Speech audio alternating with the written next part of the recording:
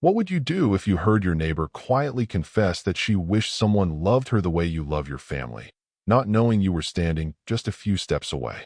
Imagine your hand already on the back door handle, ready to go inside, when a single sentence slips through the warm summer air and grabs you by the heart. Next door, a woman sits alone on her patio, watching someone else's anniversary party glow with fairy lights, music and laughter while she clutches a glass of wine like it's the only thing keeping her company. For everyone at that party, love looks normal, natural, guaranteed.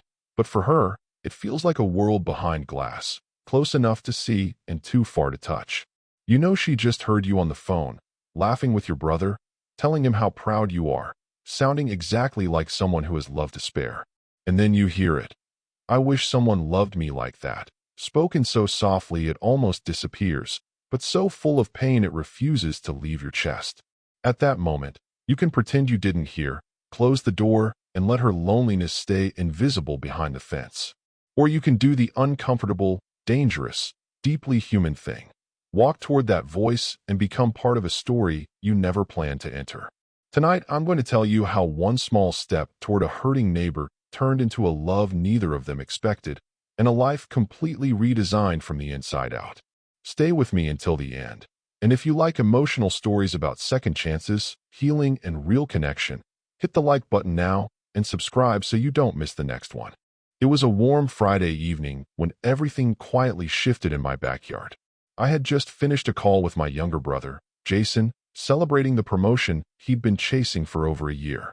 We had laughed about old inside jokes, traded quick memories from childhood, and promised to meet up soon, like we always said we would. When I hung up, I was smiling to myself, grateful that our bond had survived my years of being too busy, too distant, too focused on work. My hand was already on the doorknob, ready to go inside, when a soft voice drifted over the fence. I wish someone loved me like that, the voice said, barely louder than a sigh, but heavy enough to stop me cold. The words seemed to hang in the air between our yards, as if they'd been spoken into the quiet on purpose, meant for no one and for everyone. I froze in place, suddenly very aware that I was not as alone in my backyard as Habia Pensado a moment before. Through a small opening in the hedge between our properties, I turned my head and saw her. My neighbor, Laura, sitting alone on her patio with a glass of wine, looking at a world she didn't feel part of. She had moved in about 6 months earlier, and since then we'd lived side by side like two polite ghosts.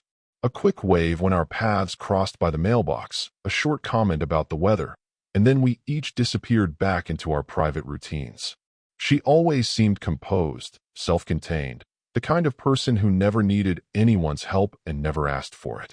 But that night, the facade had a crack, and I happened to be there when the pain slipped through. A few houses down the street, our neighbors were celebrating their 20th wedding anniversary. String lights glowed warm in the fading light. Music floated over the fences, and every so often, a burst of laughter cut through the air. From where I stood, I could see Laura watching that party as if she were watching a movie she hadn't been invited to. She sat in the shadows, eyes fixed on the celebration, her fingers curled around the stem of her glass. There was no one sitting next to her, no hand on her shoulder, no voice whispering into her ear. Only the glow of someone else's happiness reflecting on her face, and that one sentence she thought no one had heard. For a few seconds, I did exactly what fear wanted me to do. I told myself it wasn't my business, that we weren't friends, that the decent thing was to ignore what I'd just overheard. I could step inside, close the door, and pretend the night was nothing more than a nice evening in the neighborhood. But something in her tone, not dramatic, not loud, just tired, sank into a place in me I'd been trying to fix. I knew what it was like to look successful on the outside and feel hollow on the inside, to check all the boxes and still feel alone. That sentence felt like a mirror turned sideways, reflecting a version of my own emptiness back at me. My brain kept insisting I should let it go and walk away, but my feet quietly refused to listen. Almost before I realized it, I had stepped away from the door and moved closer to the fence. I stopped a few feet from the hedges, close enough to be heard, but far enough to give her space. "Beautiful evening," I said, letting my voice carry just enough to reach her side of the yard. Laura looked up quickly, startled, as if she'd forgotten anyone else existed on this block. For a split second, I thought she might blush, stand up, go inside and pretend she hadn't spoken at all. Instead, she blinked once, let out a small breath, and answered with a simple, "It is." Her tone wasn't exactly welcoming, but it wasn't hostile either. It floated somewhere in the uneasy middle. The music from the party swelled behind us. A toast, a cheer, more clinking glasses, the soundtrack of a life that wasn't ours. Between our 2 yards, the silence stretched, thin but unbroken, as we both tried to decide what to do with it. Then Laura spoke again, not looking directly at me, but not hiding either. "Your brother sounded happy," she said, her voice quieter now, but more personal. So she had been listening to more than just the sound of my voice. She'd heard the warmth, the easy affection in every word. I nodded and stepped a little closer to the fence, wondering if this was the beginning of something or just a strange moment we'd both forget. The next morning, the world looked ordinary again, at least at first glance. Birds argued loudly in the trees above my yard. Sunlight slipped over the fence, and the air had that cool edge that comes before a hot day. I stepped outside with a mug of coffee in hand, planning to water the plants and shake off the last pieces of sleep. Most weekends, Laura's house stayed quiet until late morning. Curtains drawn, back door closed, no sign of life. It fit the picture I had of her, private, self-contained, someone who only opened the door when absolutely necessary. That morning, though, I heard her back door open just as I finished with the roses along the fence. When I looked up, there she was, stepping onto her patio in yoga pants and a loose t-shirt, hair twisted up in a clip. She had a mug in her hands too, fingers wrapped around it, as if using the warmth for courage. The most surprising part wasn't that she was up early. It was that, when she saw me, she didn't retreat. Instead, she lifted her free hand and gave me a real wave. Not the quick, distant gesture we'd traded before, but something that lasted a second longer. "Morning," I called, walking a little closer to the fence without pushing it. "Morning," she replied, taking a few steps toward her side of the boundary, as if we were meeting halfway. "You're up early for a Saturday," she added, a faint smile tugging at the corner of her mouth. I raised my mug like a small toast. Old habits. My brain thinks 6 a.m. is the only time that exists. She let out a soft breath that might have been a laugh, then glanced down at the coffee in her own hands. "Couldn't sleep," she admitted. I kept replaying last night in my head. I set my watering can down and leaned a shoulder against the fence post, making it clear I wasn't in a rush. Good replay, or more like, wish I could delete that scene kind of replay? I asked gently. "Probably both," she said, tucking a loose strand of hair behind her ear, a nervous habit she didn't bother to hide. "I don't usually tell near strangers that I'm lonely and don't know how to let people in." "We're not strangers anymore," I said, meeting her eyes over the top of my mug. "We're at least neighbors who've survived one honest conversation together, and that's a start." That made her smile for real this time, and the tension in her shoulders eased just a little. I told her more about the call with my brother, how we'd almost lost our connection when I was constantly traveling for work. I admitted that I'd spent years chasing promotions, living in airports and hotel rooms, convincing myself that success would fill the emptiness.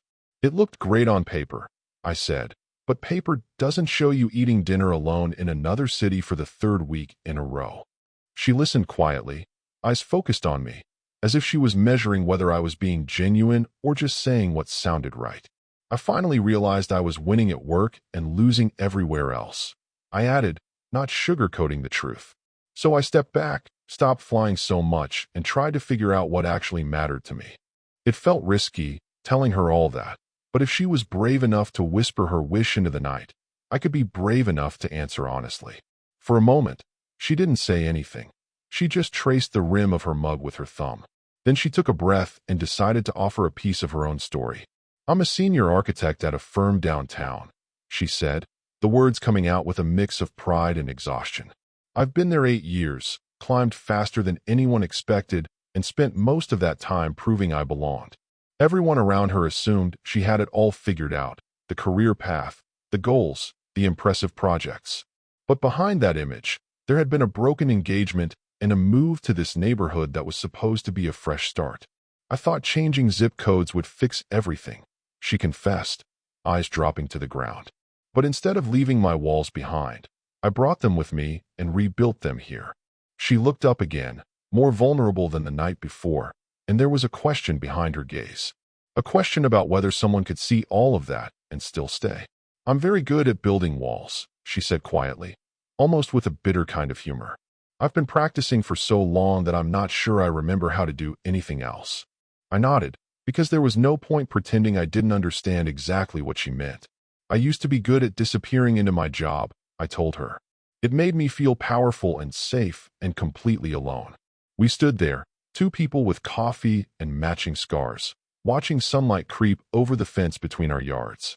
Walls protect, I said, choosing my words slowly. But they also keep you locked inside. She gave a small, surprised laugh. That's pretty deep for this time of morning, she said. I have my moments, I answered, lifting my mug again. Usually before the second cup. She laughed more openly then, and the sound wrapped itself around the space between us like a promise. Neither of us knew it yet, but that morning was the beginning of a routine that would change everything. Over the next few weekends, our early morning greetings turned into something almost sacred. Saturday and Sunday mornings stopped being quiet and lonely and became our time by the fence. Sometimes the sky was perfectly clear, other times, thin clouds softened the edges of the sunlight. No matter the weather, 2 mugs of coffee appeared near the same patch of fence, like clockwork. At first, we stuck to safe topics: work, traffic, the chaos of city life, and how hard it was to disconnect. I told her stories from my consulting days, delayed flights, hotel rooms that all looked the same, clients who changed their minds every hour. She shared tales from her firm, clients wanting champagne buildings on a beer budget, executives obsessed with appearances. Underneath the jokes and complaints, we both knew we were talking about something deeper: burnout, pressure, the cost of always performing. Those mornings became my favorite part of the week, a quiet space where I didn't have to pretend everything was fine. From the way she showed up, even on days she looked exhausted, I suspected it had become her refuge too. As time went on, the conversation stopped circling only around work. We began to move into older, more fragile territory: childhood memories, family dynamics, the places we dreamed of visiting someday. Laura confessed that she had a secret love for small coastal towns, the kind where everyone knows each other and time seems to slow down. I admitted that my favorite places were less about geography and more about where I felt seen and welcome. We swapped stories about movies that made us cry and books that stayed with us long after the last page. Every now and then, one of us would share an embarrassing story, and the other would laugh so hard coffee almost spilled. The more we talked, the more the silences between us softened and lost their edge. We could stand side by side without speaking and still feel connected, as if words were optional, but presence was not. Those mornings by the fence were no longer an accident. They were a choice we both kept making. Without saying it out loud, we had built ourselves a small, shared ritual in a world that constantly tried to pull us apart. One Saturday, she brought up something she had never mentioned before. "There's a neighborhood book club I've been invited to about 5 times, she said, staring into her mug. "The woman at the corner house keeps asking me to come, and I keep saying maybe and never showing up." I asked her why, expecting an excuse about schedules or deadlines, but what she said was much more honest. "Because if I join, it means admitting I'm part of this neighborhood," she explained. "It means people will expect me to show up, and I'm not sure I know how to be that person yet." I took a moment before answering, aware that she wasn't just talking about books and snacks. "What's the worst thing that could happen?" I asked finally. "You go, you hate it, and you never go back." She let out a breath that sounded a lot like a nervous laugh and shook her head. "When you say it like that, it sounds a lot less scary than it feels in my mind," she admitted. I smiled and told her that fear has a talent for making simple things look monstrous. Most of the time, the things we avoid aren't nearly as dangerous as the stories we tell ourselves about them, I said. "That's very wise," she replied, raising an eyebrow. "Is this still pre-second cup wisdom?" "Yeah," I answered. "You should hear me after lunch." She rolled her eyes, but I could see the idea working its way through her defenses. 2 weeks later, she showed up at the fence on a Saturday with a slightly different energy. "I went," she said without preamble, and I didn't have to ask what she meant. "To the book club," she clarified, smiling like someone who's not sure whether to be proud or embarrassed. I asked how it went, and her smile grew a little wider. It was actually nice, she said. The host is sweet. There were way too many snacks, and they insisted I come back next month. I felt an unexpected surge of pride on her behalf, as if I had just watched someone complete a marathon. Laura, who had spent years hiding behind professional armor, had walked into a living room full of neighbors and let herself be seen. She admitted that, for the first 10 minutes, she'd considered faking a phone call and leaving early. But then someone made a joke, someone else shared an embarrassing story, and the room started to feel less like a test and more like a circle. It was small, she said, but I didn't feel like I was on the outside looking in for once. I told her that sometimes the smallest steps are the ones that quietly change the entire direction of our lives. She rolled her eyes again, calling me dramatic, but there was gratitude under the sarcasm. From then on, she occasionally mentioned new invitations, new conversations, new tiny risks she was taking. Each one was a sign that her walls were beginning to crack in places she'd never expected. And standing on my side of the fence, coffee in hand, I realized that mine were, too. One Sunday afternoon, the sound of metal clinking and frustrated muttering drifted from Laura's backyard. I was in my garage trying to finally sort through boxes that had been sitting there since I moved in. Every few minutes, I heard another sigh, another rustle of paper, another piece of hardware hitting the patio. Curious, I stepped outside and peered over the hedge, and the scene that greeted me made me smile. Laura was surrounded by pieces of what looked like a complicated patio furniture set. Boards, metal bars, and scattered screws covered the concrete like the aftermath of a small, very specific tornado. In her hands, she held an Allen wrench and a crumpled instruction sheet, glaring at both as if they'd personally offended her. "You okay over there?" I called, trying not to sound too amused. She looked up, cheeks slightly flushed, and blew a strand of hair out of her face. "I've designed entire buildings," she said, "but apparently this chair is smarter than I am. Want a second pair of hands?" I offered, stepping closer to the side gate that separated our yards. She hesitated, and I could see the decision flicker across her expression: open the gate or keep the barrier. After a moment, she exhaled and nodded. "Yeah," she said, "I could actually use the help." Walking through that gate felt strangely significant, like crossing a line we'd both pretended didn't matter.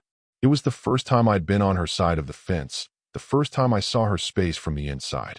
Her yard was neat and well kept, but there was a certain unfinished feeling to it, as if she'd never quite let herself settle in. We spread out the pieces together, sorted screws into little piles, and tried to decode the tiny drawings on the manual. More than once, we put something on backwards and had to take it apart again, laughing at our own mistakes. Time slipped by unnoticed as the sun moved slowly across the sky and the pile of unassembled parts shrank. By the time we finished, a full patio set stood where the chaos had been, ready for someone to finally sit down and rest. Laura eased herself onto one of the new chairs, testing its stability with a cautious bounce. "I definitely wasn't going to pull this off alone," she admitted, letting her head fall back for a second. I dropped into another chair across from her, stretching my back and feeling pleasantly tired. She disappeared inside for a moment and came back with 2 cold beers, handing one to me with a small, grateful smile.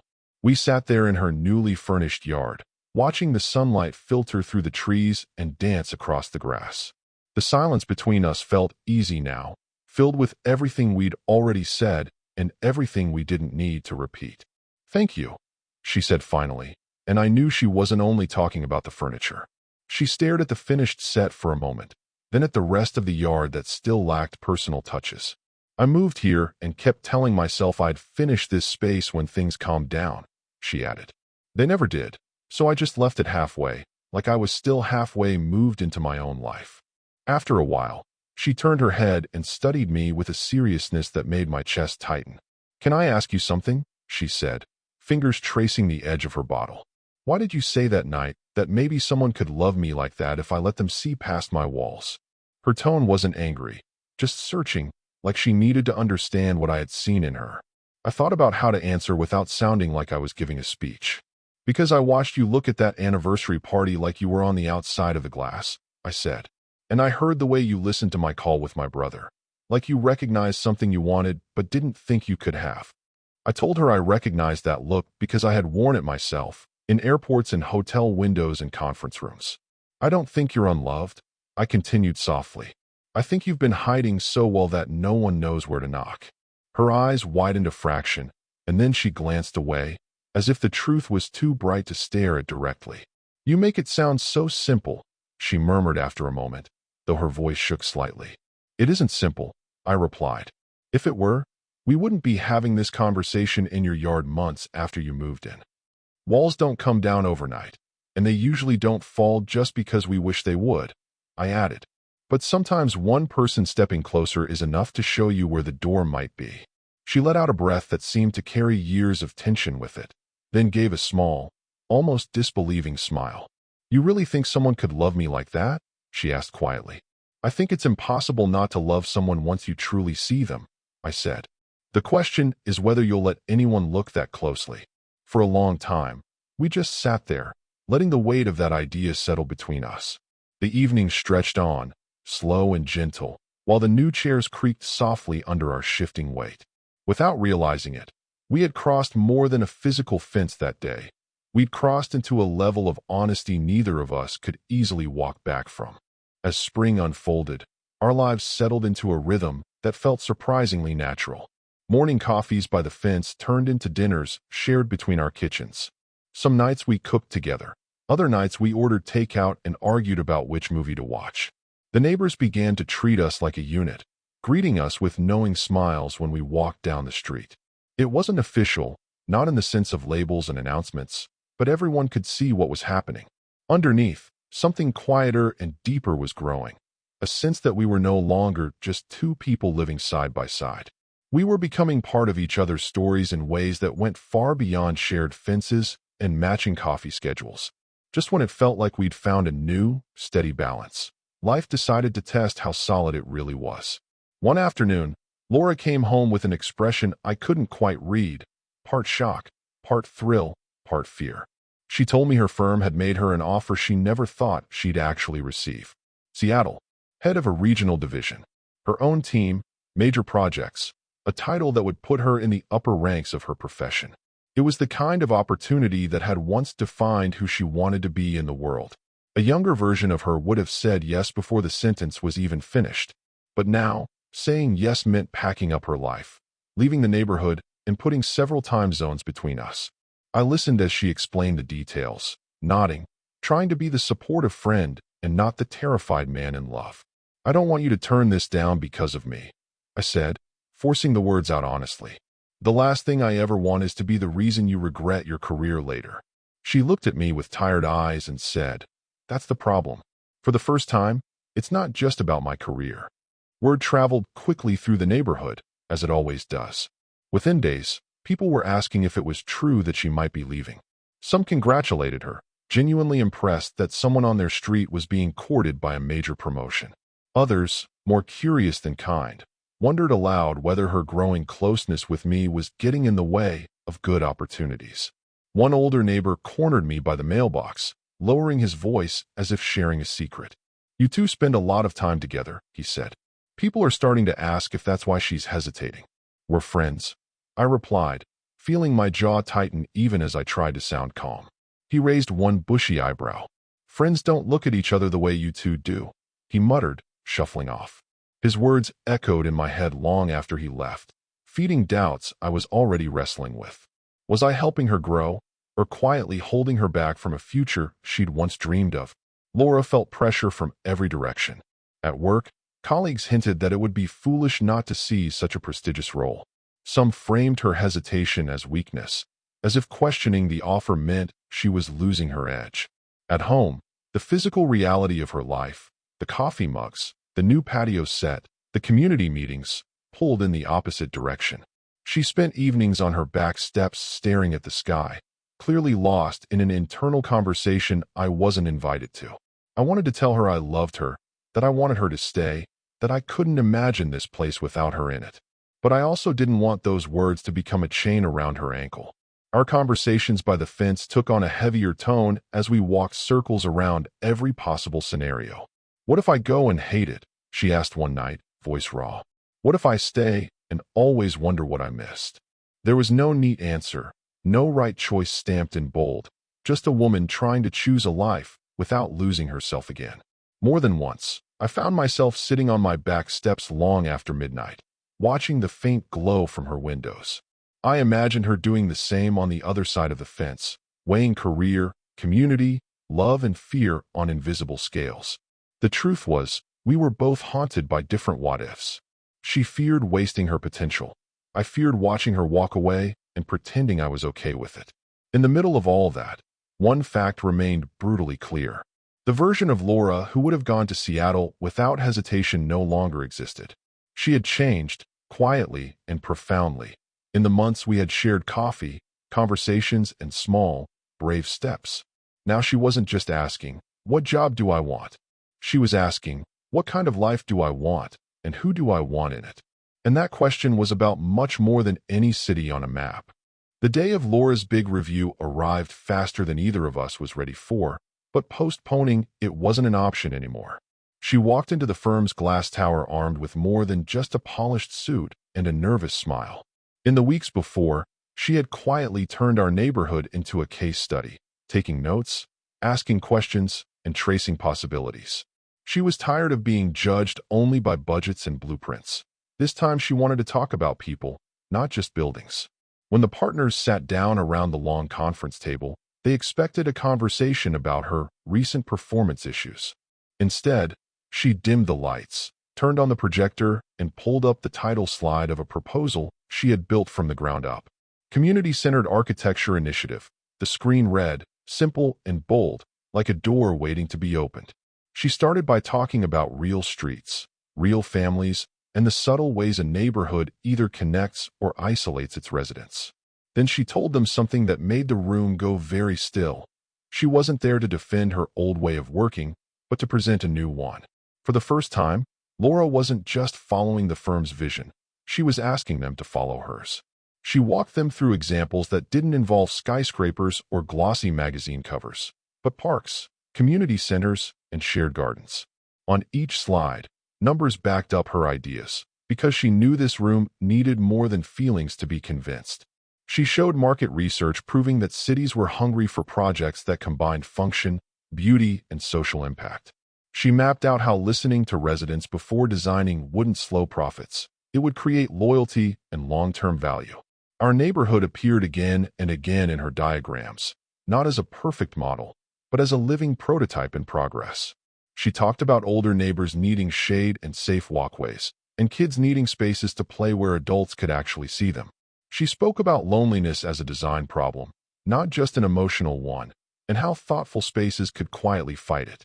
With every sentence, she tied human stories and financial returns together until the two became impossible to separate. By the time she finished, even the most skeptical partner had stopped checking his watch and was leaning forward in his chair. They didn't applaud when she ended, but the silence that followed felt nothing like disapproval. It felt like consideration. The questions came next, sharp at first, the way they always tested new ideas that might disrupt comfortable habits. How would this compete with their signature high-profile projects? They asked, and where exactly was the money in all this? Laura answered each one without flinching, her voice steady, her slides ready, her data precise, and her conviction obvious. She explained revenue projections, public, private partnerships, and the reputational advantage of being ahead of a growing movement. She was no longer the architect begging to be included at the big table. She was the one redefining what the table could be. Somewhere in the back and forth, the tone shifted from interrogation to strategy, from doubt to cautious curiosity. Someone suggested that this might be the perfect way to expand into new markets without chasing the same old trophies. Another partner asked who she thought should lead such an initiative, and the answer was so obvious no one bothered to say it out loud. Minutes later, they were no longer asking whether her idea had value, but how quickly they could pilot it. Seattle, which had once been dangled like a golden prize, quietly faded from the conversation as something better took its place.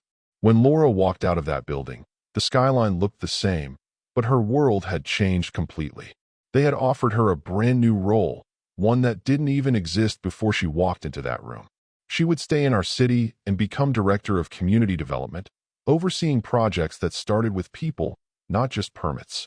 The first pilot site they approved was our own neighborhood, the place she had once chosen for its tall fences and quiet streets. As she drove back home, she wasn't running away from Seattle. She was driving toward the life she actually wanted to live. When she knocked on my door, she didn't wait for me to invite her in before blurting everything out at once. I listened, stunned and proud, as she described how she'd turned criticism into a platform and doubt into a promotion on her own terms. "So you're staying," I finally said, trying to keep my voice steady while my chest felt anything but calm. "I'm staying," she answered, "not because I'm afraid to leave, but because this is where my work and my heart make sense." For the first time, her choice wasn't about escape or fear. It was about building something real and choosing to stay present for it. News about Laura's new role spread through the block faster than any official announcement could have. One evening, she invited several neighbors over, spread sketches and blank notepads across her dining table, and simply listened. She asked them what they wished the park looked like, what they needed on weekends, and what felt unsafe after dark. Mrs. Patterson requested a covered space for potlucks and birthday parties, somewhere they wouldn't have to worry about the weather. Mr. Henderson imagined tables under a shelter where he and his friends could play chess without being chased in by rain. The kids, of course, wanted a better playground, smoother paths for bikes, and a place where parents could actually see them. As everyone talked, Laura took notes, doodled quick layouts, and kept asking follow-up questions instead of handing them finished solutions. Watching her that night, I saw the same sharp mind I'd glimpsed in her stories about big corporate projects. But here, the sharpness wasn't about winning contracts. It was about understanding people and honoring what they said. Her edge hadn't dulled at all. It had simply found a new direction, one that finally matched her heart. Over the next few months, our lives wove together so tightly that it was hard to remember how separate they used to be. We still met at the fence some mornings, but we also spent countless evenings at each other's tables, sharing dinners and quiet conversations. Sometimes we talked about work and deadlines. Other nights we drifted into memories, fears, and ridiculous hypothetical futures. The neighborhood grew used to seeing us together, waving as we walked side by side down the sidewalk or carried groceries in. No one asked if we were just friends anymore. The answer was written in the way we looked at each other. Somewhere along the line, friendship had deepened into something that felt steadier, riskier, and far more precious. We hadn't put a label on it yet, but we were moving like two people who had chosen each other, even if the words lagged behind. Then, on a gray Friday in November, the past showed up in a silver car and expensive shoes. I watched from my window as a tall man in a perfectly tailored suit stepped out, holding two fancy coffee cups. Even before I recognized his face from an old photo, I knew exactly who he had to be.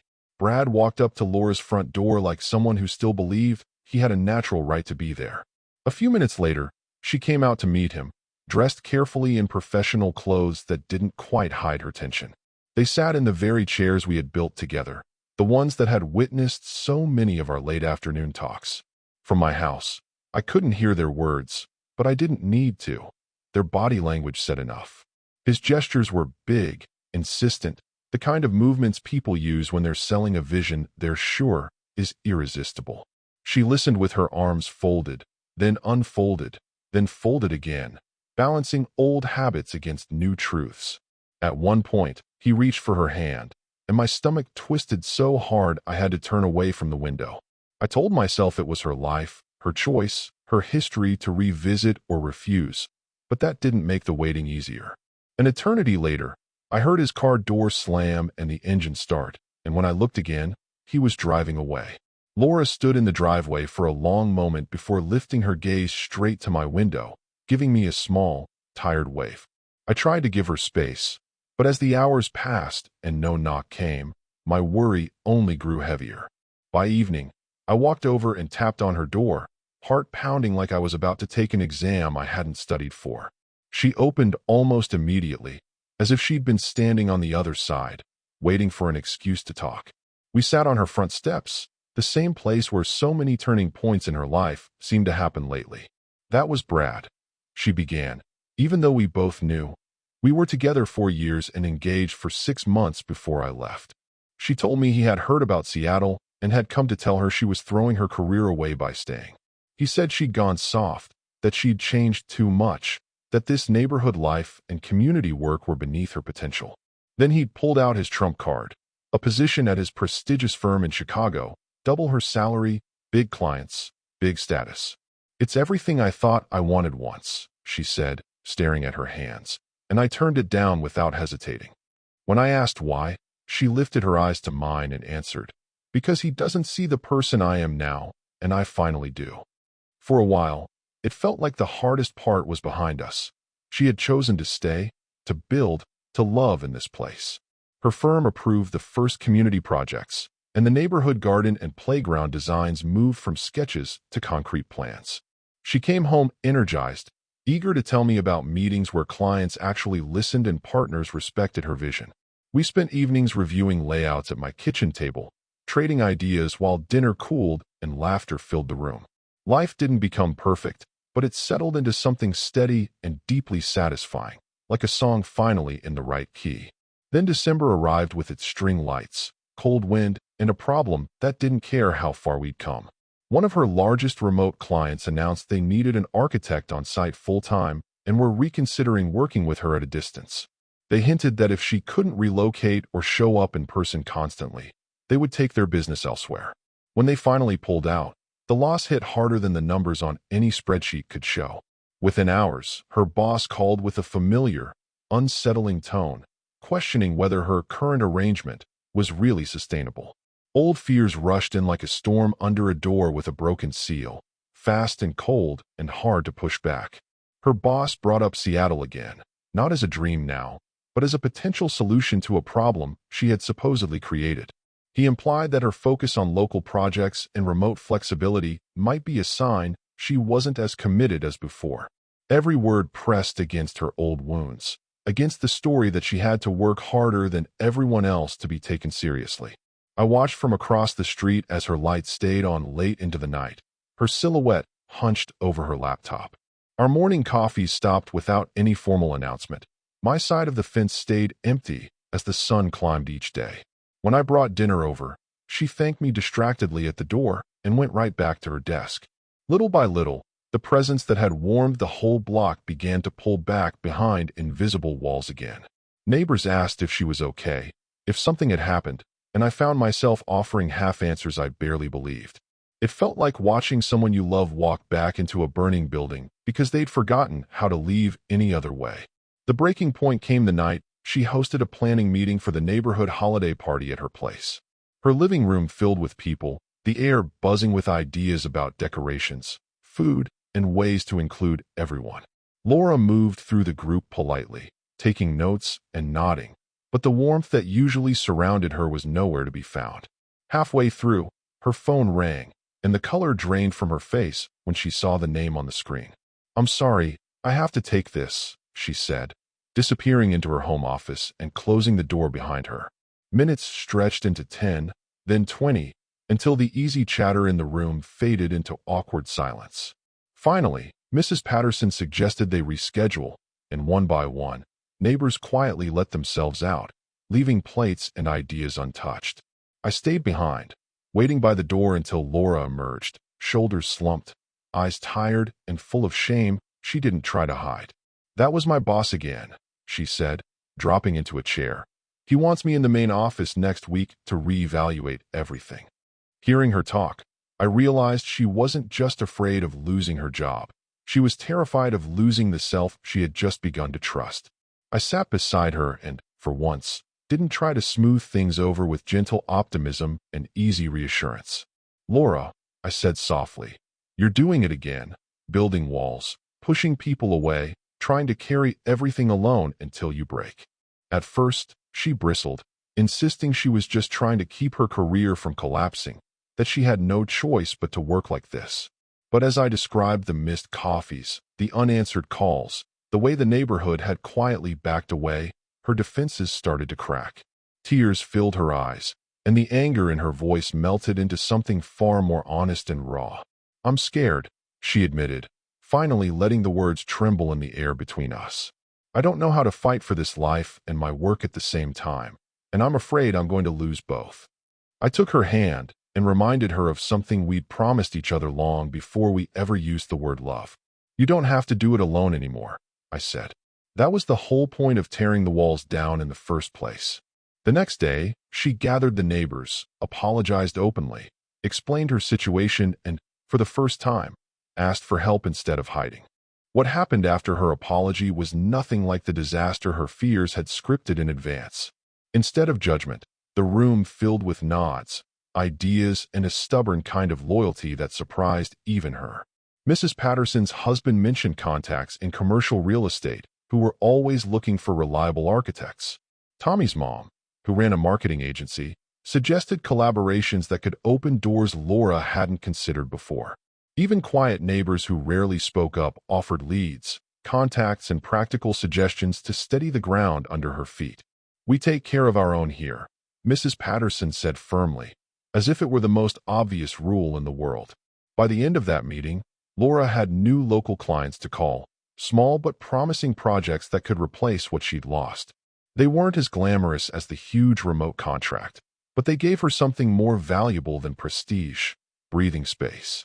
She left that gathering with a notebook full of names and a heart full of something she hadn't expected to feel again so soon.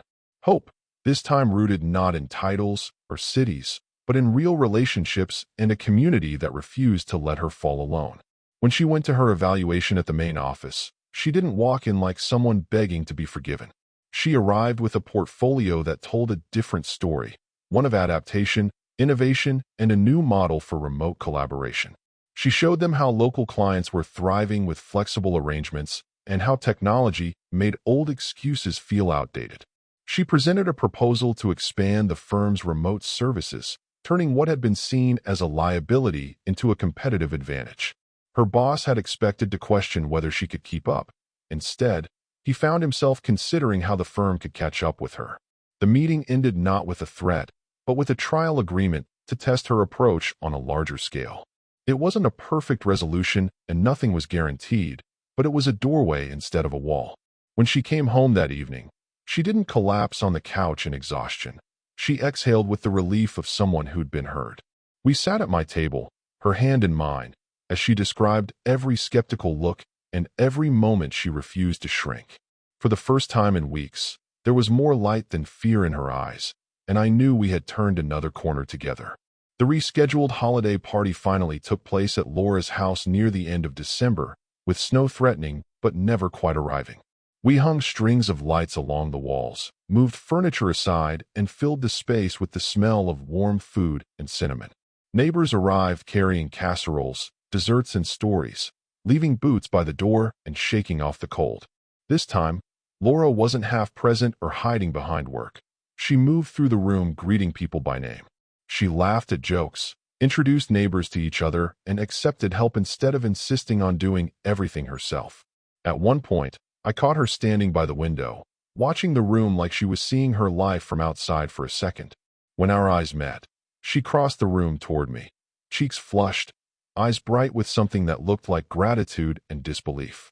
Later, after most people had gone home and the house was quiet again, we stood side by side at the sink washing dishes. The clatter of plates and the running water filled the silence as we settled into an easy rhythm, passing things back and forth. Then she put down a glass, turned to me with soap still on her hands, and said something that made time slow down around us. "With you, I don't feel like I have to pretend everything is fine when it isn't," she said, voice low but steady. "In my old life, I would have hidden every crack, every doubt, until something finally shattered in private." She shook her head slowly, eyes glistening, as if still amazed by her own honesty. "But with you," she continued, "I can say I'm scared, or tired, or lost, and you don't treat me like I've failed. You don't rush to fix it or tell me I'm overreacting. You just stay, even when I push you away." My chest ached as I set the towel aside and stepped closer, droplets of soapy water cooling on my shirt where her hand brushed. "I'm not going anywhere," I told her, because it was the simplest and truest thing I could say. She reached up, placed her wet hand against my cheek, and whispered, "I love you. I don't know when it started, but I do."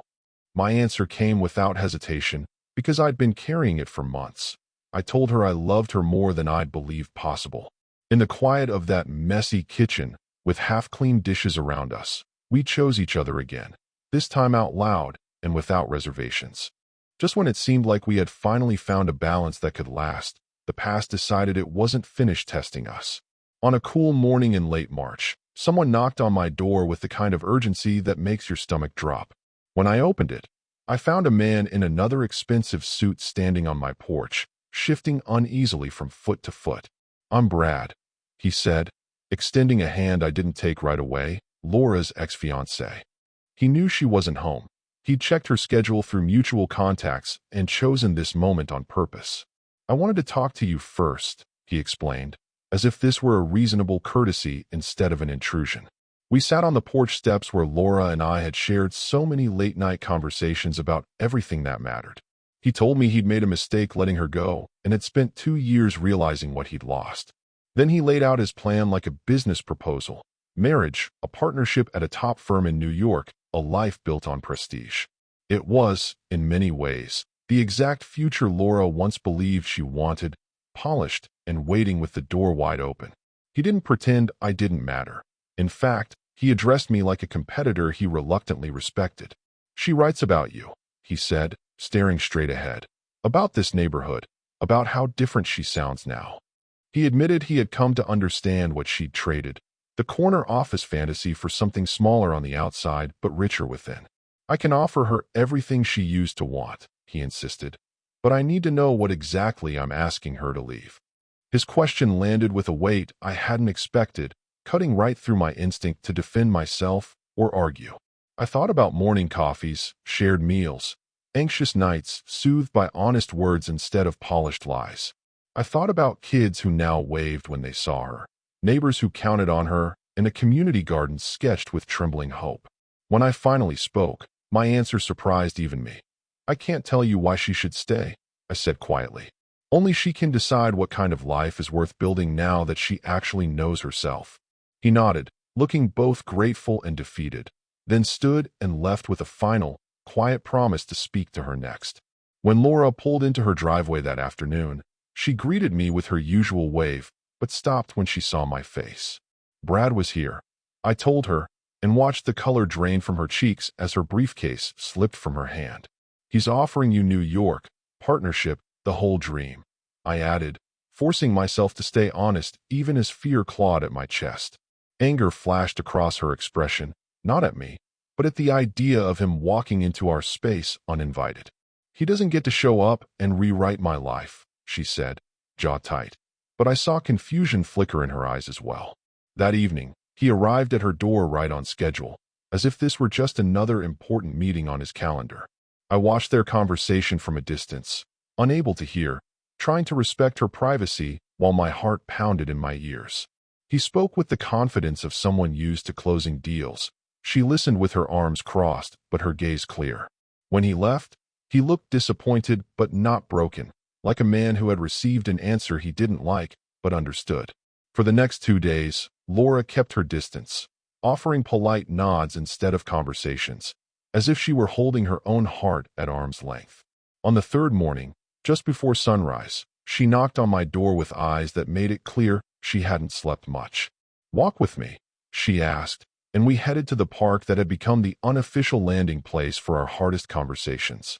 We sat on our usual bench, the air cold enough that our breath came out in small clouds as the sky slowly brightened. "Brad offered me everything 25-year-old Laura wanted," she began, staring at the empty playground. "The corner office, high-stakes clients, the version of success that impresses people who only know you from a distance." Then she turned to me, her voice stronger than I'd heard it in days. "But I'm not her anymore," she said. "I've lived that life, and it nearly hollowed me out." She took my hand and squeezed it, as if anchoring herself to the present instead of the past. "What we have here isn't a consolation prize," she continued. "It's the life I didn't know how to dream of before." I told him no, she finished, tears spilling over. "Because I finally know where I belong, and it's here with you, with all of this." In the months that followed, life didn't suddenly turn into a fairy tale. It became something better, real, imperfect, and deeply chosen. The city approved funding for the community center and garden, and construction crews began turning sketches into steel, wood, and living green. On opening day, Kids raced across new play structures while older neighbors claimed shaded benches and chess tables like long-awaited territory. Local officials gave speeches about innovation and inclusive design, but I watched only one person, Laura, standing quietly at the edge of the crowd. She wasn't the distant architect observing from a safe height anymore. She was in the middle of the world she'd helped create. Not long after, a major architecture magazine published an article about her work, calling her a pioneer in community-focused, remote-first practice. Messages began flooding her inbox from other architects who were tired of measuring their worth only in square footage and prestige. Her story, which had started with a whispered wish behind a fence, was now giving courage to people she had never met. At home, though, nothing about us felt like a headline or a case study. It felt like two mugs on a table and shared silence after long days. We were still building something, brick by emotional brick, learning how to stay present through fear, fatigue, and unexpected turns. One evening, as the sun slipped down behind the roofs and the new community lights flickered on, we stood by the spot where it all began. The old wooden fence between our yards had a section missing now, replaced by a simple open path lined with plants. I chose this house because it had the tallest fence on the block, Laura admitted, shaking her head at the irony. I thought privacy would keep me safe, that if no one got close, nothing could hurt me again. I wrapped an arm around her waist, looking at the gap where boards used to stand like soldiers on guard. And now? I asked, though I could already guess the answer from the softness in her eyes. Now I know some barriers are meant to be removed, she said, leaning into me. I spent years building walls to keep pain out and only managed to trap myself inside. It took one person stepping closer for me to realize the difference between protection and isolation, she added quietly. We stood there, grateful for every hard conversation, every setback, and every brave yes that had led us to that open space. If there's one thing this whole story taught us, it's that the biggest changes rarely start with big gestures. They begin with small choices, a neighbor who answers instead of hiding, a quiet confession, a single step closer to another human being. Love didn't arrive for us as a dramatic rescue. It grew each time we chose honesty over performance and connection over convenience. Laura didn't need someone to fix her. She needed someone willing to stay while she learned how to let herself be seen. And I needed to stop measuring my value in miles traveled and promotions earned, and start counting the moments that actually made life feel full. Maybe you've built your own walls, convinced they're the only thing keeping you safe, even as they quietly keep you lonely. Maybe you've whispered wishes into the dark, thinking no one could hear the ache behind your words. If this story moved you, let it be a reminder that sometimes all it takes is one brave step towards someone else to change everything. Stay with us for more stories like this, full of emotion, second chances, and quiet transformations that feel uncomfortably real. If you felt something today, tap the like button, subscribe to the channel, and tell us in the comments what part of this story stayed with you the most. Krya.